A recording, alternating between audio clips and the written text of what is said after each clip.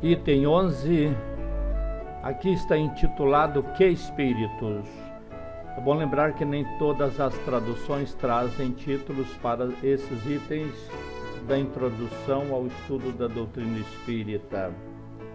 Então, esta tradução nós conferimos com as traduções de Guilom Ribeiro, de Evandro Noleto Bezerra e de Salvador Gentili. Então, que espíritos? Um fato interessante, dizem, é que somente se fala com espíritos de pessoas conhecidas e pergunta-se por que só eles se manifestam. Essa afirmativa é um erro proveniente, como muitos outros, de uma observação superficial. Entre os espíritos que se comunicam espontaneamente, há para nós muito mais desconhecidos do que ilustres, do que espíritos de pessoas notáveis, de pessoas importantes, conhecidas.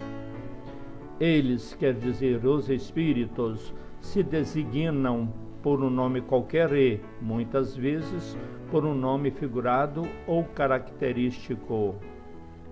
Quanto aos que se evocam, a menos que não seja um parente ou um amigo, é bastante natural evocar os que são conhecidos.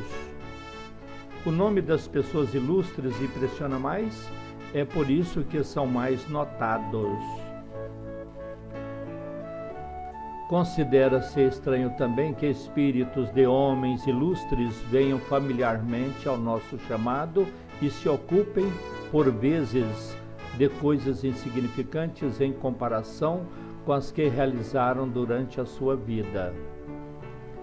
Não há nada de espantoso para aqueles que sabem que o poder ou a consideração que esses homens desfrutaram na terra não lhes dá nenhuma supremacia no mundo espiritual. Os espíritos confirmam nisso as palavras do Evangelho. Os grandes serão rebaixados e os pequenos elevados, o que se deve entender como a categoria que cada um de nós virá a ocupar. Assim, aquele que foi o primeiro na terra pode ser um dos últimos no mundo espiritual. Aquele diante do qual curvávamos a cabeça numa vida pode vir entre nós agora como o mais humilde operário, porque ao deixar a vida, deixou toda a sua grandeza, e o mais poderoso monarca talvez possa estar abaixo do último de seus soldados. Vejamos a referência no livro de Lucas, capítulo 14, versículo 11. Entre as pessoas que não conhecem a doutrina espírita e muito menos não conhecem a realidade do mundo espiritual, por exemplo, o contato, a comunicação que os espíritos podem ter com os encarnados, então entre essas pessoas tem algumas que acham que somente espírito de pessoas conhecidas podem manifestar. Dentre tantos erros por falta de conhecimento da doutrina espírita, esse é mais um deles.